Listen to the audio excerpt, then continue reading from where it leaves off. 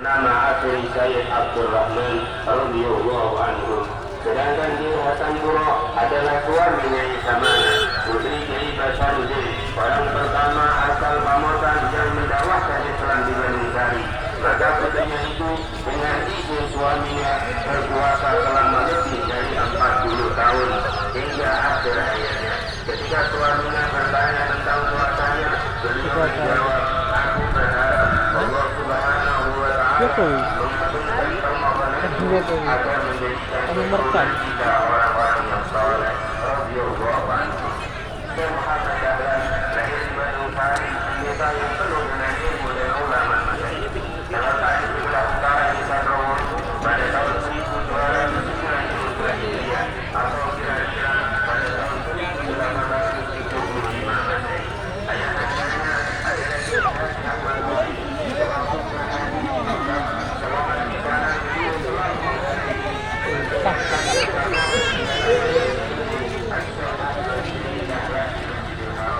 yang salah satu musafarannya karena ceritaannya pada guru itu beliau memohon kalau seorang putra laki-laki yang selamat Allah Subhanahu wa Ta'ala mengabulkannya. Beliau tumbuh dalam hikmah ilmu dan akhlak biasa lah.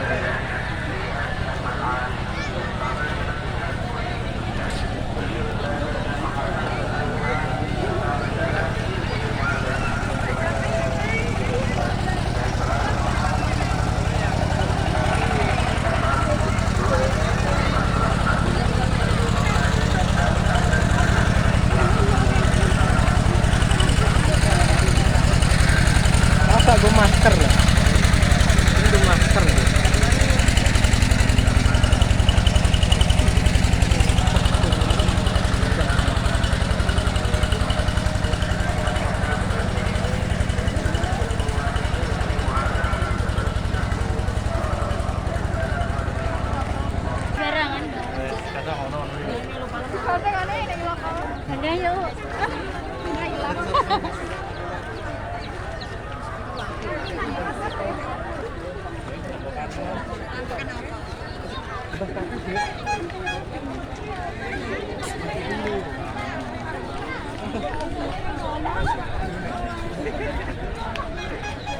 Titik nah.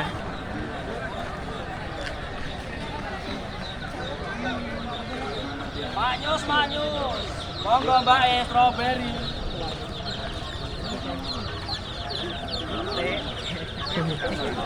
Nah, memang beda.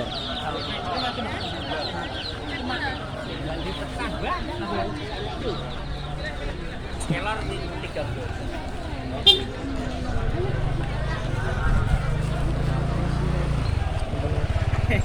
Apa nih? Akeh ya? Nah, rana. Orang.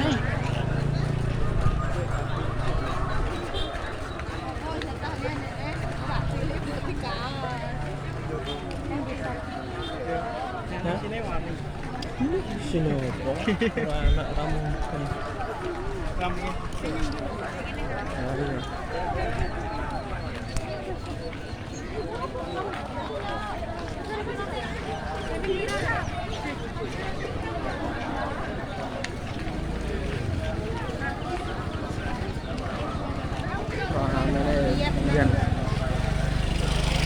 Hal Trawolu guys, dong coba.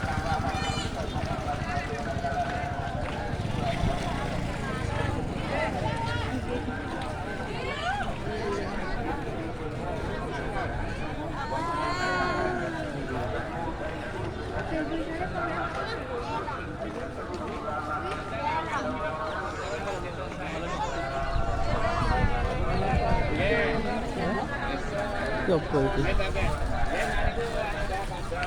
Ini murah ya? kaose kene Mbak Masnya mumpung ana Mas. Ini orang dulu gimana ya? Ya enggak Gopong.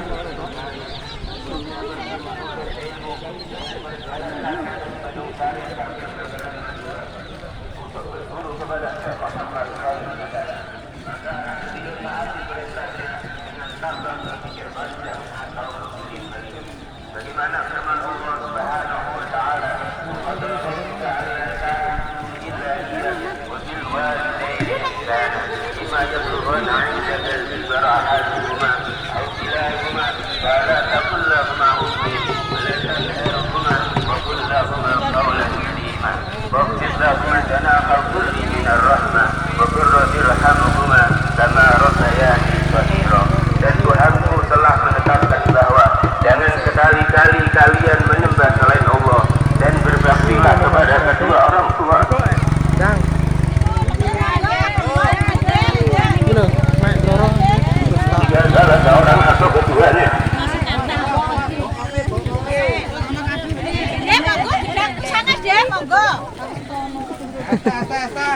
Gratis, Jika tidak guys, salah seorang gratis. atau keduanya di sampingmu telah sampai usia tua, maka janganlah sekali-kali kamu berkata, Halo, halo, halo. jangan berkata-kata.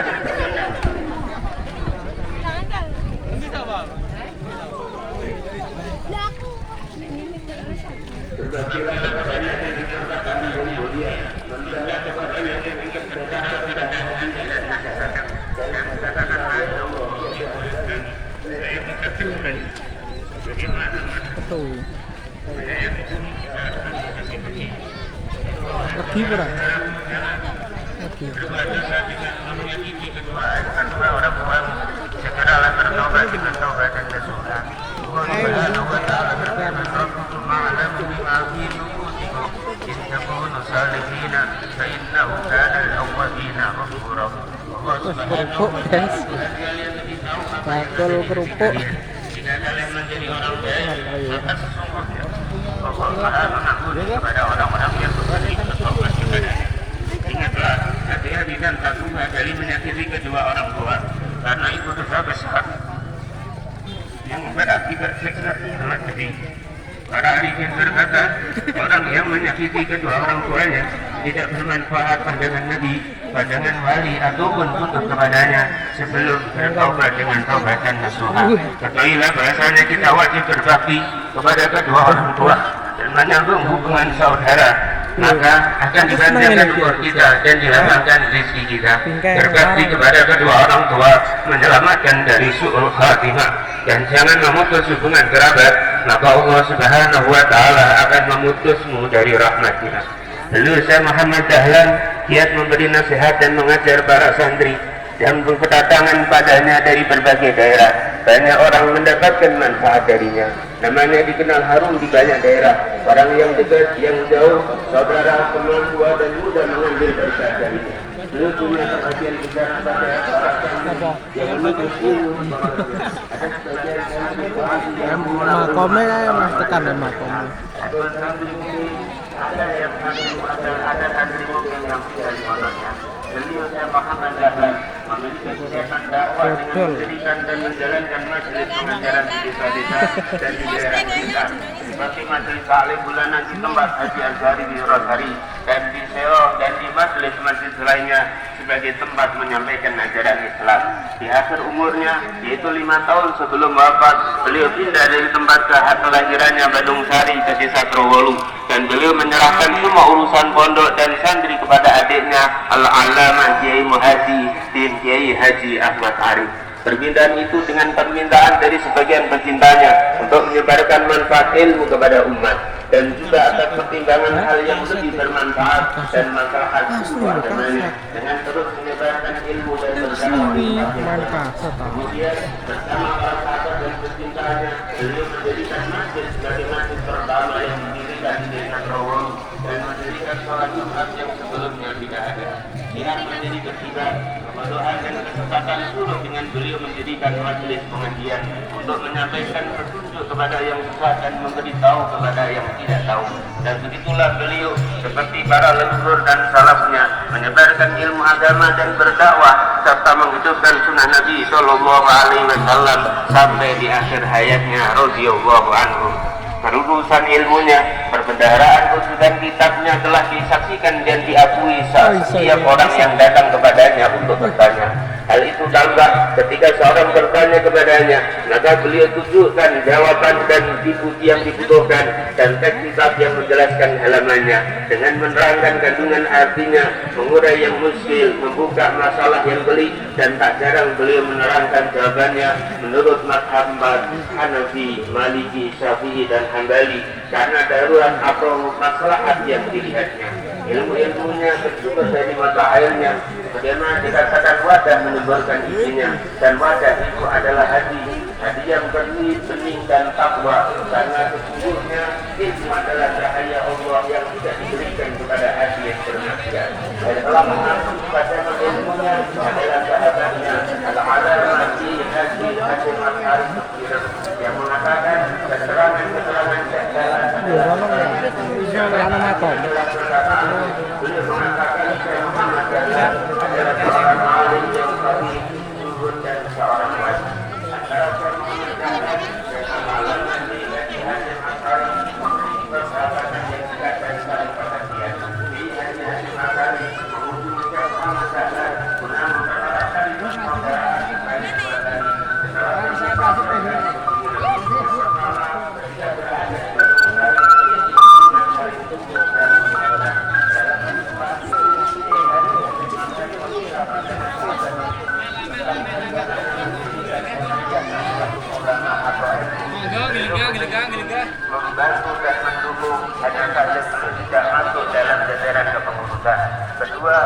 ketika Syekh Hasyim Asy'ari mendengar perpindahannya ke desa Trowolu, membuka pondok, masjid dan rumah baru, beliau mengunjungi untuk kedua kalinya untuk memberi dukungan dan ingin melihat keadaan sahabat kekasih. Beliau Syekh Muhammad Dahlan sangat giat membaca, hampir tak sehari pun terlewatkan di rumah atau beristirahat kecuali membaca kitab-kitab ilmu agama. Beliau memberi fatwa menurut mazhab Imam Syafi'i dengan mengambil pendapat-pendapat yang unggul dan kuat, dengan mengetahui tempat-tempat yang terdapat khilaf daripada mazhab 4. Semua itu beliau dapatkan tidak dengan santai, namun dengan jerih payah dan kesabaran serta kesungguhan maksud tujuan agar tercapai dengan pertolongan Allah Subhanahu wa taala. Syekh Muhammad Dahlan bertolak tangan dengan berpedoman syariat dalam muamalah dan ibadah. Mengamalkan syariat dengan sifat dalam syariatnya adalah mempraktikkan dunia syariat, yaitu syariatul hijrah, mengikuti Rasul sallallahu alaihi wasallam. Serta akan diawasi oleh Allah Subhanahu wa taala sebagai hambanya. Itulah maqam muraqabah. Manusia yang menempatkan dirinya sebagai seorang hamba tidak dengan apapun semata karena pertolongan Allah Subhanahu wa taala dan tidak karena apapun semata ikhlas karena Allah Subhanahu wa taala.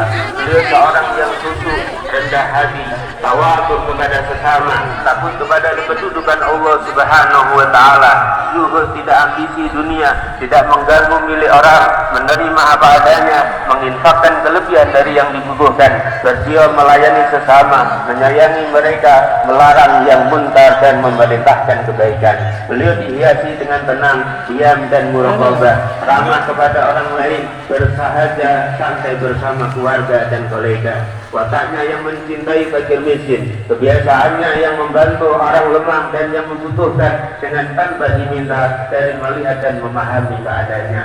Beliau mendahulukan orang yang darurat, yang mendesak, tidak menolak yang meminta, walau dari sesuatu yang dibudainya, bahkan dari hasil kerjanya yang halal, mengajarkan ilmu dan berdakwah di daerah sekitarnya. Beliau mencintai ilmu dan ulama, kebaikan dan orang-orang baik, perhatian mengajar anak-anak dan membangun pemondokan untuk mereka, menempatkan dirinya kepada mereka seperti ayah kepada putranya, tidak tamak kedudukan dan pangkat, tidak condong akrab kepada seorang pun dari pejabat pemerintah, tidak berkenan menerima hadiah mereka karena menghindari yang subhat yang ada pada kebanyakan mereka.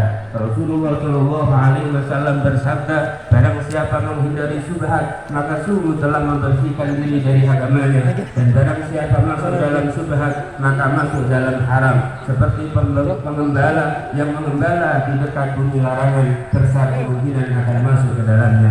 Allah Subhanahu wa taala telah berfirman, "Kulu minat thayyibati wa amalu salihah." Makanlah kalian dari yang halal lagi sehat dan beramal baiklah kalian. Rasulullah sallallahu alaihi wasallam bersabda, "Atibir salat 3, al-alamah fi bisri dan anyar, al-alamah fi tahir puradadi dan al-alamah fi maskurambang." Mereka semua berguru kepada beliau semasa di Tepu Ireng di saat membantu sahabatnya Syekh Hasyim Asy'ari. Atas permintaan guru besar, memiliki 2 istri. Yang pertama adalah Nyai Unsyadi binti Haji Manungsari. Darinya beliau mendapatkan banyak putra dan putri. Di antaranya adalah Kiai Hasbullah, Ustaz Abdul Hamid Dembet, Nyai Zainab Dembet, yang menikahkan dengan murid terdekatnya yaitu Kiai Muhammad Bakir. Istri kedua beliau adalah Nyai Nabibah binti Kiai Hasan Puro bin Kiai Shihabuddin. Darinya beliau dikaruniai 3 putra. Mereka meninggal sebelum usia tengah baya. Di antaranya yang paling kecil dari mereka adalah Kiai Haji Abdul Wahid. Beliau yang mengurusi peninggalan ayahandanya, masjid, pondok dan santri, mengurus semuanya dengan baik. Dan beliau mengadakan acara ziarah tahunan atau hal ini untuk mengenang hari wafat ayahandanya Syekh Muhammad Dahlan. Kiai Haji Abdul Wahid banyak berpergian ziarah mengunjungi orang-orang saleh dan para kiai saat itu. Beliau sering keluar berdakwah ke desa-desa, sering berkunjung ziarah kepada yang masih hidup dan yang sudah wafat. Beliau mengadakan majelis pengajian dan mentertibkannya dan terus mengurusinya hingga tuanya sampai